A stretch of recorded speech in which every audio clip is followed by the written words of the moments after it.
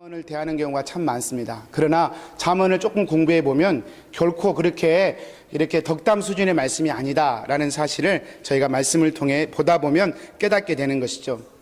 여러분, 잠언은 굉장히 단호합니다.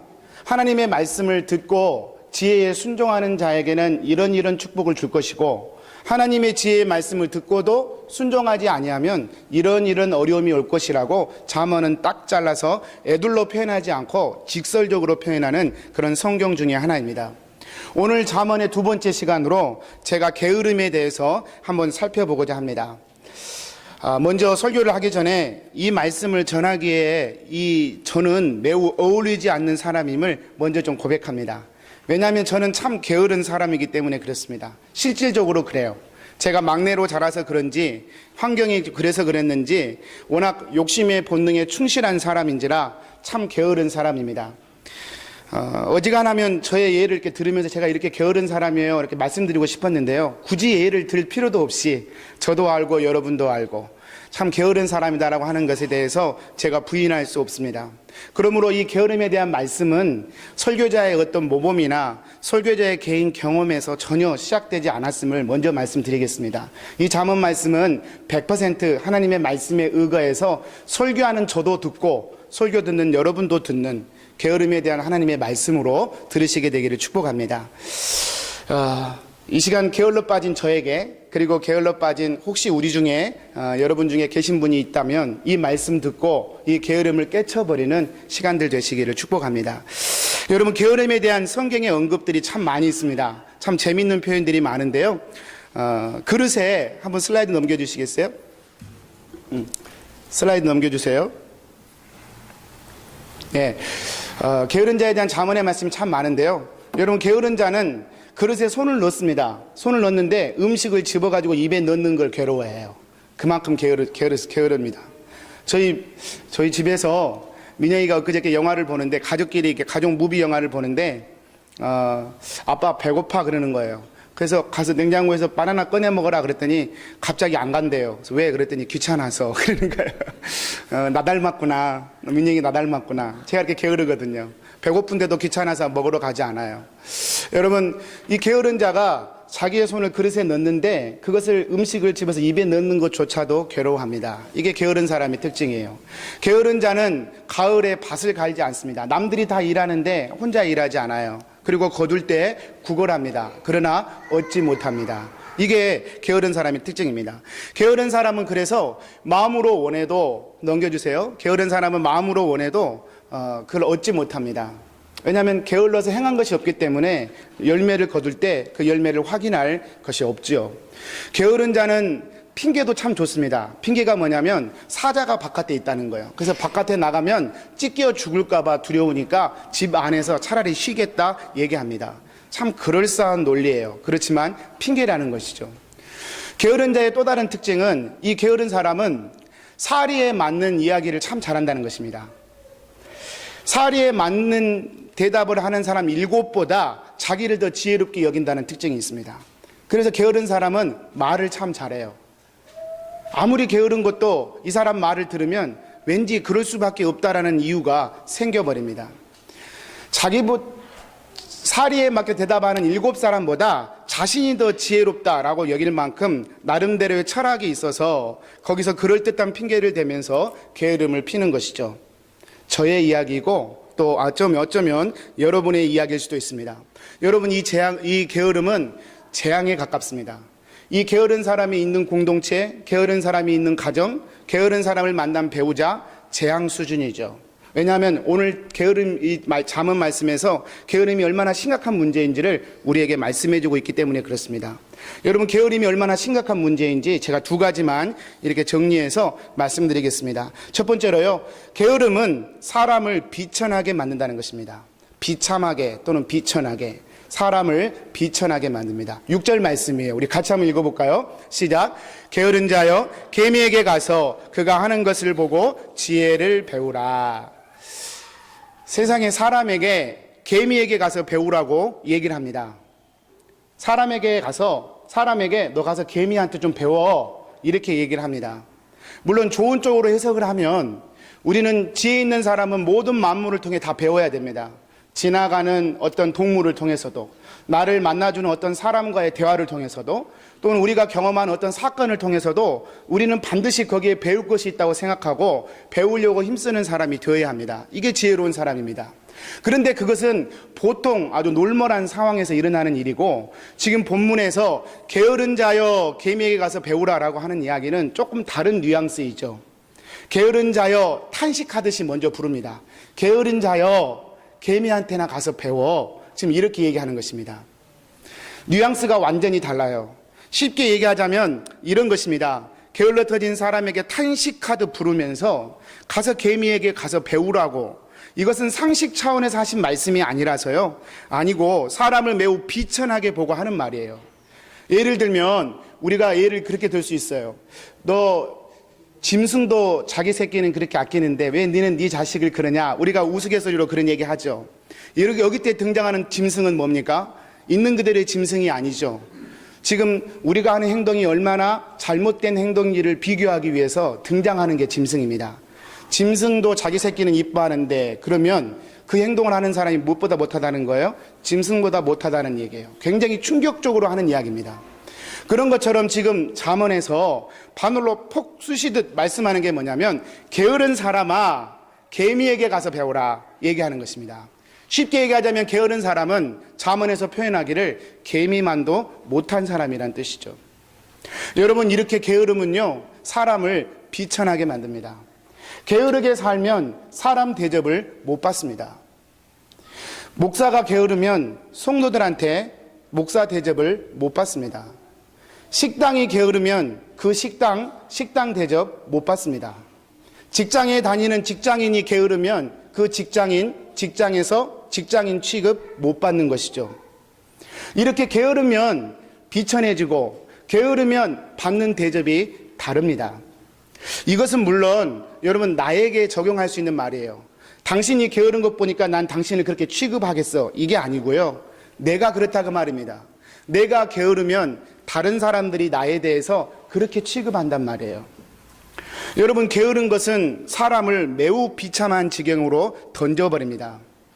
사람들이 나를 대할 때 사람처럼 취급하지 않아요. 오히려 때로는 투명인간, 오히려 때로는 짐승보다 못한 사람으로 취급하기도 한다는 것입니다. 무엇이 그렇게 만들어요? 게으름이 그렇게 만든다는 것입니다. 정신이 번쩍 들지 않습니까? 게으름이 우리를 사람보다 못하게, 짐승보다 못한 존재로 전락시킨단 말이에요. 자기 나름대로 똑똑하다, 나는 참 똑똑하다라고 생각하며 살았지만 잠언 말씀에 들여다보니까 개미에게 가서 배워야 할 만큼, 여러분 무시당해도 쌀 만큼 비천한 삶을 살았다는 것이죠. 여러분, 현재까지 개미는 약 14,000 종류의 개미가 있다고 합니다. 많기도 하죠. 근데 그 14,000 종류의 개미가 다 이렇게 열심히 일하는 것은 아니에요. 그 중에 오늘 본문에 나온 잠언에 나온 개미는 한국말로 수확개미라 제가 이렇게 부르는데요. 이 개미가 정확하게 그 개미입니다. 이 개미는 이스라엘에 있는 개미인데 이 개미의 특징은 곡식을 잘 모은다고 합니다. 하여튼 시간만 나면 곡식을 모은대요. 곡식을 얼마나 잘 모으는지, 이 개미가 곡식을 여름 내내 모아서 겨울이 되면 4개월 동안 물도 양식도 공급받지 않아도 생존해낼 만큼 그렇게 양식을 저축하는 그런 개미라고 합니다. 책을 보니까 가을날 햇살이 좋으면 넣어놨던 곡식을 다시 다 꺼내서 길거리에 펼쳐놓은대요. 왜냐하면 말리려고. 햇빛에 꼿꼿이 말려가지고 다시 넣어서 겨울에 먹으려고 한다는 것입니다. 얼마나 지혜롭습니까? 개미도 그렇게 한다는 거예요. 개미도 이렇게 부지런하니 여름에 일해서 겨울을 준비하며 산다는 거예요. 게으른 자여 개미에게서 배우라. 누가 게으른 사람입니까? 이 개미만큼 못한 사람이 게으른 사람인 거죠. 여러분, 이 개미의 특징이 참 놀랍습니다. 이 개미는요, 누가 시켜서 하는 게 아니라는 거예요. 본능적으로 하는 것입니다. 그게 7절 말씀이에요. 개미는 두령도 없고 감독자도 없고 통치자도 없으되. 누가 시켜서 하는 게 아니라 당연히 자기가 해야 될 일인 줄 알고 그 일을 한다는 것입니다. 얼마나 지혜롭습니까? 우리는요, 하라고 해도 안 하죠. 해달라고 해도 안 합니다. 집사람이 저한테 그렇게 부탁을 해도 잘 안 들어줘요. 게을러서 그래요. 여러분, 게으른 사람은 그러므로 개미에게 배워야 할 만큼 비천한 자리에 놓여져 있는 것입니다. 특별히 감독하는 이도 없고 그리고 통치자도 없는데 혼자 스스로 한다는 게 무슨 뜻일까요? 여러분, 이것은 단순히 개미가 그냥 일상의 삶을 열심히 산다 그런 표현으로만 볼 수 없습니다. 왜냐하면 성경이 어떻게 하면 잘 먹고 잘 사는 것만 가르쳐주는 성경이 아니기 때문에 영적인 교훈과 영적인 진리를 가르쳐주는 게 성경이기 때문에 반드시 여기에는 어떤 영적인 원리가 함께 들어있다고 저희가 볼 수 있습니다. 그렇다면 여러분, 개미가 두령도 없고 감독자도 없어요. 그런데 혼자 누가 뭐라고 하지 않은데도 열심히 해야 될 일을 한단 말입니다. 왜 그렇게 할까요? 하나님이 그렇게 만드셨기 때문입니다. 쉽게 얘기하자면 개미는 미물이라도 자기를 창조한 하나님의 뜻에 순종하며 산다는 것이죠. 미물인 개미도 이 땅에 던져진 개미의 생을 살면서 하나님이 명령하신 일을 감당하다가 하나님이 명령하신 일에 순종하며 하나님이 명령하신 일을 누가 말하건 보든 상관없이 그 일에 성실히 임하다가 그의 생을 마친다는 거예요. 개미가 놀라운 것은 여름 동안에 먹을 것을 예비하여 추수 때의 양식을 모아서 겨울을 준비한다는 것입니다. 무슨 말입니까? 미물인 개미가 자기의 때를 안다는 거예요. 일할 여름이 있으면 일할 수 없는 겨울이 온다는 것을 미물인 개미도 안다는 것입니다. 일할 때 일하지 않으면 일하지 못할 때 굶어 죽는다는 사실을 이 개미가 안다는 거예요. 얼마나 놀랍습니까? 그런데 게으른 사람은 그렇지 못하다는 것입니다. 영적인 게으름, 육신적인 게으름이야 혹시 그래서는 안 되겠지만 때론 좀 무시당하고 뭐 끝까지 것 그냥 그렇게 살지 뭐 그렇게 100번 양보해서 그렇게 살 수도 있지만 영적인 게으름은 참으로 우리를 비천한 존재로 만들어가는 것이죠. 개미가 창조주를 안다 그 말이에요. 근데 영적인 게으름에 빠진 사람은 창조주조차도 알지 못한 채 살아갑니다. 사람이 하나님을 향하여 관심이 없는 것은 여러분 몰라서가 아니라 게으르기 때문이라는 거예요. 여러분, 모든 사람의 마음속에는 하나님을 알 만한 것들이 다 들어있습니다. 제가 그걸 어떻게 하냐고요? 여러분, 물에 한번 빠져보세요. 위험한 물에 빠지거나 위험한 일을 당해보세요. 신앙생활 하는 사람이나 안 하는 사람이 다 하나같이 살려주세요, 하나님 살려주세요 그럽니다. 마음속에 하나님에 대한 씨앗이 다 들어있다 그 말이에요. 죽는 순간 두려우면 신을 찾게 되어 있어요. 그게 우리 존재예요. 내가 남자로 태어나고 싶어서 태어난 거 아니에요. 여자로 태어나고 싶어서 태어난 거 아니에요. 시작부터가 내 마음대로 된 게 아니에요. 끝도 내 마음대로 되는 게 아니에요. 우리가 다 압니다. 하나님을 아는 씨앗이 없는 게 아니라 그 말이에요. 그럼에도 불구하고 하나님에 대해서 의도적으로 하나님에 대해서 알려고 하지 않는단 말이에요. 왜 그렇습니까? 영적인 게으름 때문에 그런다는 거예요. 어떻게 하라고요? 개미한테 가서 배우라고요. 개미는 하나님이 빚어주신 자신의 생을 그 부르심 앞에 순종함으로 그 부르심의 명령에 감사함으로 감당하면서 누가 보든지 상관없이 그 일을 감당한다는 것이에요. 하나님을 알면 인생의 때를 압니다. 내가 일해야 할 때가 있고 일하지 못할 때가 있음을 아는 것이죠. 이사야 1장에 보면 이렇게 얘기합니다. 하나님에 대해 영적으로 게으른 사람들에 대하여 이사야에서 말씀은 이렇게 얘기합니다. 하늘이여 들으라, 땅이여 귀를 기울이라. 여호와께서 말씀하시기를 내가 자식을 양육하였거늘 그들이 나를 거역하였도다. 소는 그 임자를 알고 나귀는 그 주인의 구유를 알건만은 이스라엘은 알지 못하도다. 나의 백성은 깨닫지 못하는도다 하셨도다. 개미는 안다 그 말이에요. 근데 사람은 이스라엘조차도 하나님이 구원해 주시고 하나님이 출애굽시켜 주시고 하나님이 다 지켜주셨는데도 불구하고 양육했음에도 불구하고 소도 그 임자를 알고 나귀도 그 구유를 아는데 이스라엘은 하나님을 모른다는 거예요. 어떻게 해야 돼요? 개미에게 가서 배워야 할 만큼 비천한 자리에 있는 존재라는 것이죠. 시편 14편에 보면 어리석은 자는 그 마음에 이르기를 하나님이 없다 하는도다. 하나님이 없대요. 그게 게으름입니다. 여러분, 하나님이 없는 인생이 된다는 것, 그것이 무슨 의미일까요? 여러분 생각해 보세요. 하나님이 없는 인생에 재앙밖에 더 있겠습니까?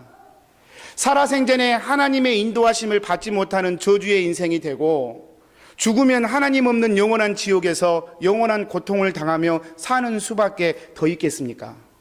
왜 그렇습니까? 게으른 자는 사람 취급을 받지 못하는 비천한 존재로 던져지기 때문에 그래요. 하나님이 빚으신 그 귀한 자리, 하나님이 자녀로 생생 만들어주신 그 귀한 창조의 자리를 벗어나버린 인간은 하나님이 정해놓은 인간의 자리에서 받는 하나님의 자녀의 대접을 받지 못한다는 거예요. 여러분, 하나님을 모르는 것, 하나님을 거절하는 것은 결코 가벼운 일이 아니라 그 말입니다. 개미는 때를 알아요. 여름이 가면 반드시 겨울이 온다는 사실을 안다 그 말입니다. 그런데 게으른 사람은 인생에 겨울이 온다는 사실을 알지 못해요. 얼마나 미련합니까? 영원히 여름이 올 것처럼 생각합니다. 영원히 여름이 올 것처럼 건강하고 하고 싶은 건 마음껏 하고 내 마음대로 살아도 영원한 세월이 그렇게 주어질 줄 생각한다는 것이죠. 그래서 미련하고, 그래서 개미에게 배워야 할 만큼 비천한 자가 되는 것입니다. 영적인 게으름이 얼마나 무서운지 말씀 하나 보는 게 그렇게 어렵습니다. 예배 한번 드리는 게 그렇게 어렵습니다. 하나님께 한번 나아가는 것이 죽기보다 싫습니다. 사랑하는 여러분, 오늘 이 게으름의 말씀을 듣고 지금 당장 이 게으름을 한번 깨뜨리시는 은혜가 있게 되기를 축복합니다. 목사님은 잘해, 그러지 마시고요. 저도 이 말씀 앞에 서는 거예요. 두 번째로요, 게으름은 사람을 무력하게 합니다. 9절 말씀이에요. 우리 같이 한번 읽어보겠습니다. 시작. 게으른 자여, 내가 어느 때까지 누워있겠느냐? 내가 어느 때에 잠이 깨어 일어나겠느냐? 게으른 자의 특징은 잠이 많다는 것입니다. 여기서 잠은 그냥 하고 싶은 대로 산다는 거예요. 편한 대로 살기를 갈망하는 자를 잠잔다, 그렇게 표현할 수 있습니다. 얼마나 잠을 많이 자는지요. 잠언 26장 14절에 보니까 문짝이 돌저기를 따라서 도는 것 같이 게으른 자는 침상에서 돈다, 그렇게 표현해요. 얼마나 멋지게 표현했는지. 여러분, 문짝이 뭔지 아세요? 제가 사진을 한번 준비해 봤어요. 돌저기가 뭐냐면, 여러분 문을 이렇게 보면 이렇게 문을 잡고 있는 거 있잖아요. 우리가 경첩이라고도 하고 그걸 돌적이라고 합니다. 문은 항상 이 돌적이를 중심으로 돌죠. 게으른 자는 침대를 중심으로 돈다 그 말이에요. 침대에서 이리 굴다가 저리 굴다가 좀 일어나! 그러면 소파로 옮겨집니다. 그래서 소파에서 또 누워 잡니다. 일어나! 그러면 아이들 방으로 옮겨지는 것이죠. 누구 얘기냐면 저의 이야기입니다. 한없이 게을러요. 여러분, 이렇게 한없이 편안함을 추구하고 하고 싶은 대로만 살면 어떻게 되느냐? 아니, 왜 사람의 삶이 이렇게 되느냐? 영적으로 살펴보고 또 심리적으로 본다면 그것은 열심히 살아야 할 이유를 찾지 못했기 때문에 그래요. 삶의 목적과 삶의 이유들을 찾지 못했기 때문에 그저 순간순간 편안하고 좋은 쪽으로 살아버리는 것이죠.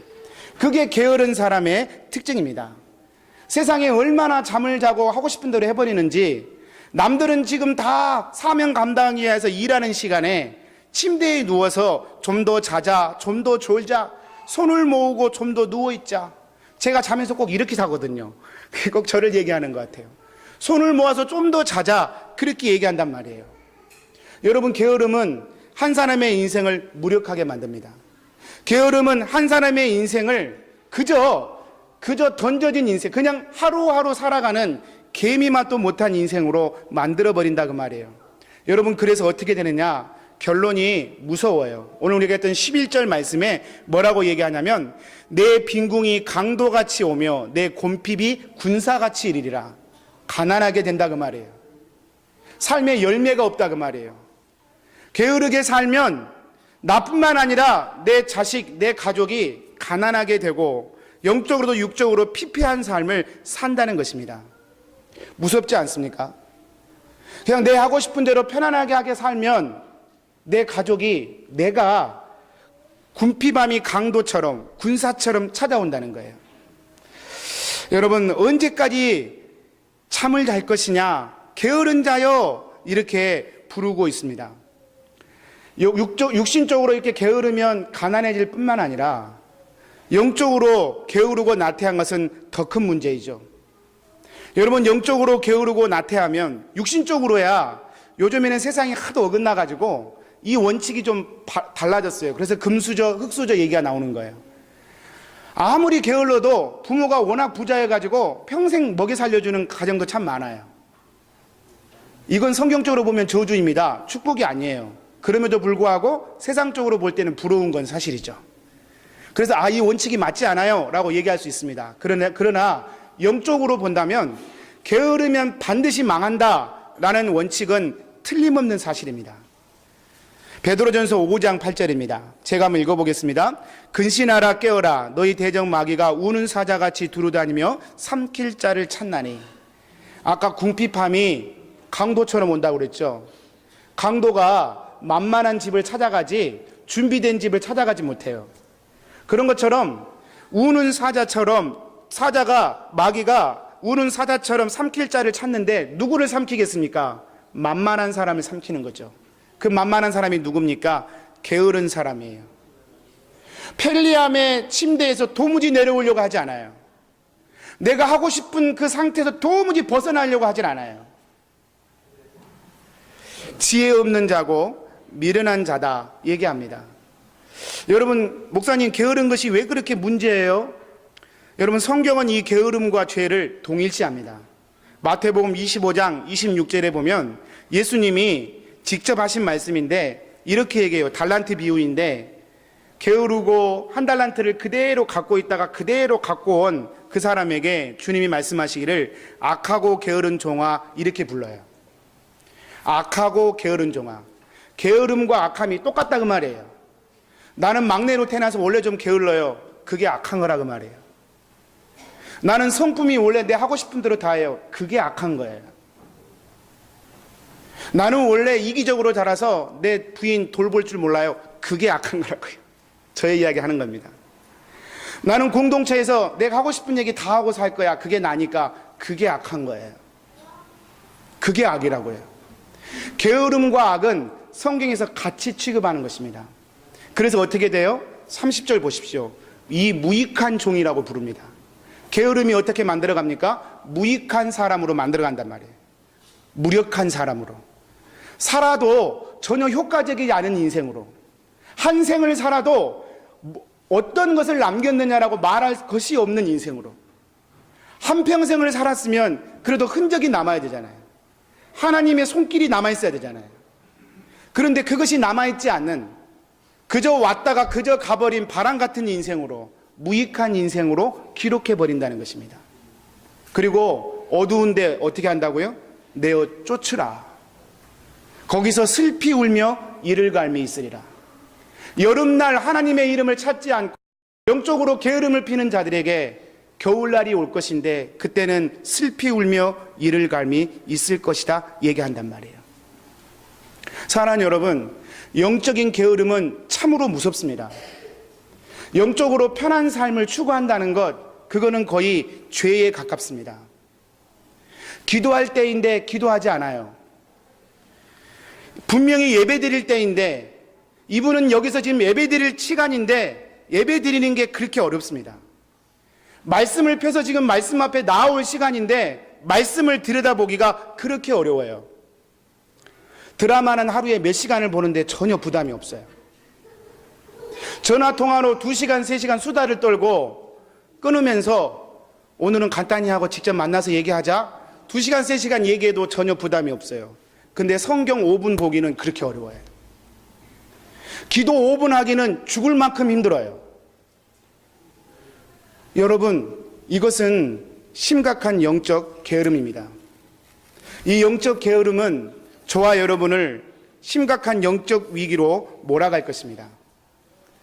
여러분, 잠언이 뭐냐면 바늘로 찌르는 얘기라 말씀드렸어요. 왜 바늘로 찔러야 되냐면 잠자는 사람은 자기가 잠자고 있다는 사실을 모르기 때문에 그렇습니다.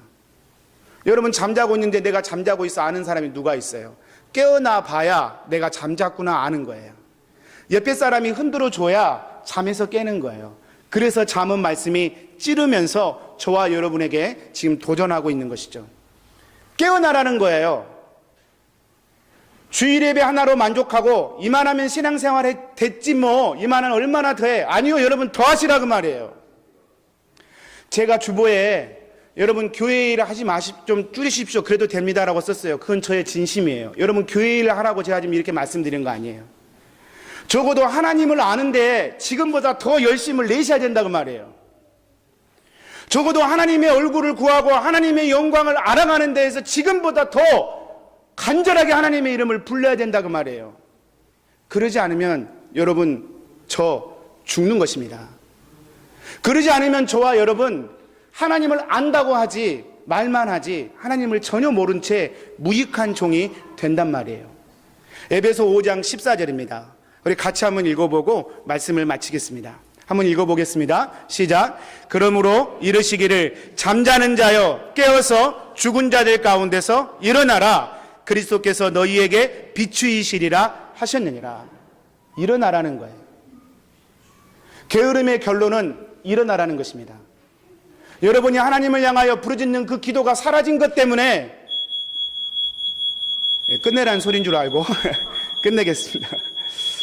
밑에서 누가 조치하겠죠? 한번 내려가 보시겠어요? 누가? 한번 기도하겠습니다. 분위기 어수선해가지고 기도하겠습니다.